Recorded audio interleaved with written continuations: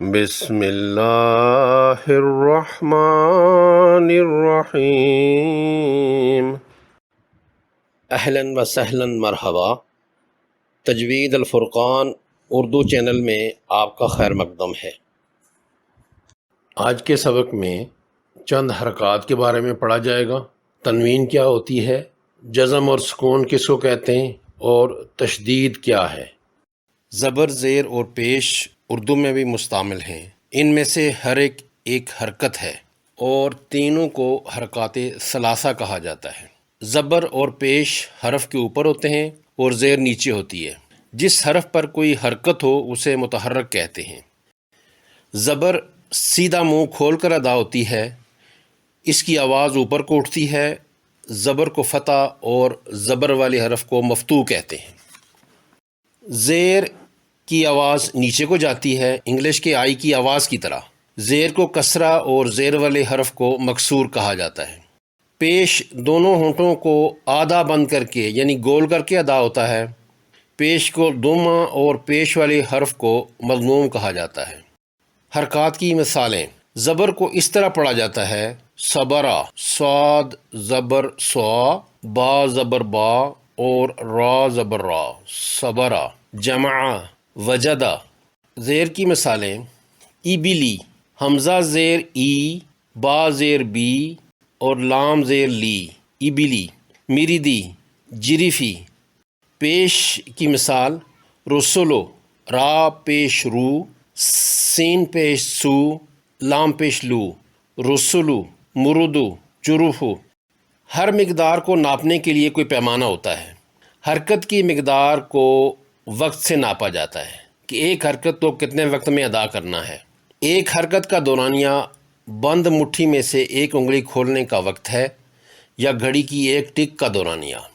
حرکت کی مقدار کی مثالیں: صبرا، صابرا نہیں کہیں گے، اس میں صاد کی حرکت زیادہ لمبی ہو گئی، اس کو پڑھیں گے صبرا۔ تینوں حرکتیں برابر ہونی چاہیے، صبرا۔ اسی طرح جریفی، اس کو اگر جریفی کہیں گے تو فا کی زیر زیادہ ہو گئی جو ٹھیک نہیں ہے۔ رسولو، اگر را کی پیش کو بڑھا دیں تو روسلو ہو جائے گا جو کہ غلط ہوگا۔ رسولو، تینوں برابر پڑھنی ہے۔ تنوین: قرآن حکیم میں کچھ حروف پر دو زبر، دو زیر یا دو پیش ہوتے ہیں، یہ تنوین کی علامت ہے۔ اس میں نون کی آواز پوشیدہ ہوتی ہے۔ دو زبر، زبر کی تنوین، دو زیر، زیر کی تنوین اور دو پیش، پیش کی تنوین کہلاتی ہے۔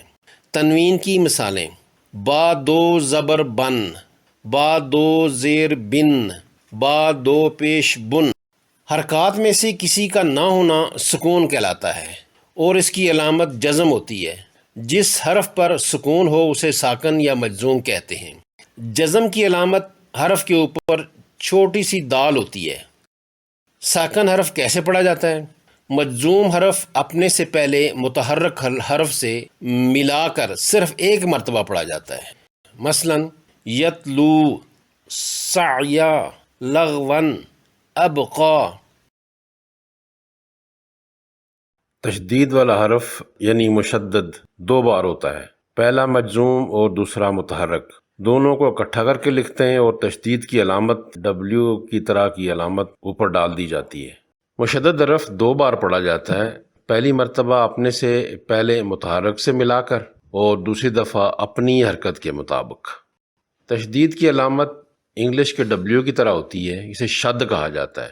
مشدد حرف کو ایک بار لکھ کر اوپر شد ڈال دیتے ہیں اور اس کو سختی سے پڑھتے ہیں، جیسے ربا، یہ اصل میں را مفتوح اور اس کے بعد با مجزوم اور اس کے بعد با مفتوح ہوتا ہے، تو اکٹھا لکھنے کی وجہ سے با کے اوپر شد ڈال کر زبر ڈال دی ہے تو یہ پڑھا جائے گا ربا۔ اسی طرح برزت، با کے اوپر پیش ہے، را اس میں مشدد ہے تو را پہلی دفعہ مجزوم ہے اور دوسری دفعہ مکسور ہے۔ اسی طرح یحضو، اس میں ضاد مشدد ہے، پہلی دفعہ اس کو مجزوم لکھا ہے اور دوسری دفعہ مضموم لکھا ہے، پڑھا جائے گا یحضو۔ ضاد کو سختی سے پڑھیں گے۔ نون مشدد اور میم مشدد پر غنہ کیا جاتا ہے۔ یہ عنوان تفصیل طلب ہے اور ویڈیو لمبی ہونے کے خدشے کے پیش نظر اس کو آئندہ کے کسی سبق میں پڑھایا جائے گا انشاءاللہ۔ اگر آپ کو یہ ویڈیو پسند آئی ہو اور آپ یہ سمجھتے ہوں کہ کسی اور کو اس سے فائدہ ہو سکتا ہے تو تعاونوا علی البر کے مصداق اس چینل کا لنک ان سے شیئر کریں تاکہ وہ بھی ان اسباق سے مستفید ہوں اور آپ کے نامہ اعمال میں بھی اجر لکھا جائے۔